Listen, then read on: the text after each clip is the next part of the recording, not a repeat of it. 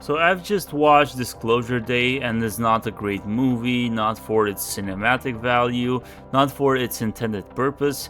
Steven Spielberg seems to be still living in the 80s or 90s. He doesn't seem to be aware of the zeitgeist. He doesn't seem to be aware of the change in mentality that the audience has, and he doesn't seem to be aware of the public reaction to all of the things that have been happening with Disclosure, because we kind of had Disclosure. We had it with David Grush in 2023, at least semi-officially, and then we had the other hearings, and we had the attempt to pass the legislation, and we also had the declassification of the files. Okay, it wasn't that great of a thing. Like, the footage in there is not that great, but Steven Spielberg seems to believe that the audience will be extremely shocked to see all this footage and would not question it, would not question the intent of the government, would not go like, oh, this is AI, this is fake, and so on. So I don't think he's been paying attention, or actually, maybe the intent of the movie is quite different, because when you look at the way people react in the movie to the footage, like, there's this character called Jane, and she is shown a video by one of the protagonists with a gray alien in distress. He is being captured, he's being tortured, and this is the first time that she is seeing footage with an alien. So this is the first time she has contact with this, and her reaction is not that of an ontological shock, oh my god, these things are real, aliens exist, and so on. No, her first reaction is to be empathetic towards him, and we can see this theme also later in the movie when an anchor is having the same reaction to some footage of aliens being recovered after a crash. Well, not the aliens themselves, but their corpses, so dead aliens basically.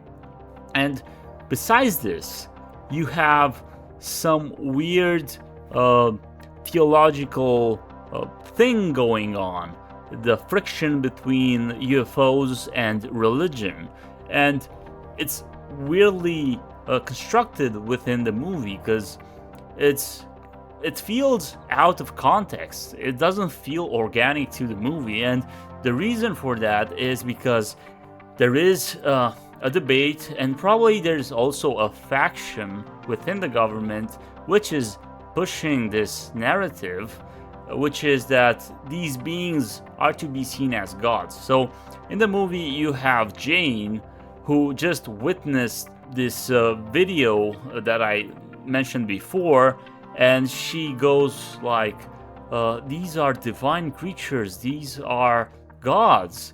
Well, it doesn't make much sense to call them gods if they are captured by humans and then tortured by humans. Like in the context of the movie, it doesn't make much sense to have this thought immediately after you see this video. But if you know, like, the larger picture, the big picture, then you understand why that dialogue evolves the way it does. It's because that's the narrative. That's the narrative within the government and within the agencies that are pushing this. And there's an anecdotal, let's say, story about the administration, the current administration, wanting to come out and say that religions are wrong, what's written in the Bible is wrong, and that actually aliens and UFOs, they are our creators and so on. And I don't know if it's true or not. I just heard it on the Danny Jones podcast with Ben Swan, and apparently he heard it from someone else. It's probably true, probably not, I don't know, but like people in the government are talking about this. So the movie in itself feels very weird. Like a lot of details don't make much sense. But on the other side, you have a lot of like real information, like this protagonist, one of them, because there are two, goes on talking about the retrieval program, the reverse engineering program, the recovering of biologics and so on, and he uses the same exact words that David Grush used during the 2023 congressional hearing. And then you have the other protagonist who is female, and she's going through some, let's say, psychic abilities discovery. So she is basically becoming telepathic at one point in the movie, and she can speak fluently in other languages. And basically, the other protagonist, who is a male, he understands the universal language of mathematics. And when you think about it, it's symbolical, because like the male principle and the left hemisphere, it's more logical, it's more mathematical, and this is why he has this gift, which was given by the entities. And then on the other hand, you have the female principle, represented by the female character Margaret, which is also representing the right hemisphere and has this telepathy, this empathy, and so on. So this thing kind of coincides a bit with the lore also, because there is like a psychic element to the UFO lore. There is a psychic element that you can see in the psionic assets and in the people who can summon UFOs or who can communicate with them telepathically, like Ted Owens or Chris Bledsoe. And then you have more psychic elements with the CEO of the company, which was basically holding all these files and all the secrets about UFOs. And basically the antagonist in the movie is using mind control, basically, and actual possession of other people. And he is doing a procedure which reminds me of remote viewing a bit, and something in the movie coincides with a story from Lynn Buchanan when he was remote viewing Saddam Hussein. His pupils, which are blue, they turned dark like those of Saddam Hussein.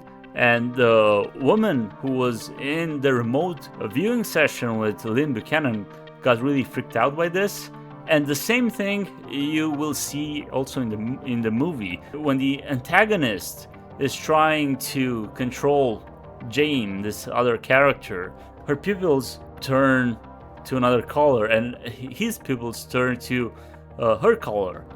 And then you have like also by location, so everything is kind of blended together. And also you have the reference with the animals, like the entities presenting themselves as animals, as deers, as foxes, and so on. And you kind of have this also in the abduction lore, like the association of these beings with deers, with owls, and so on, because of the resemblance of the eyes, the big black eyes, and so on.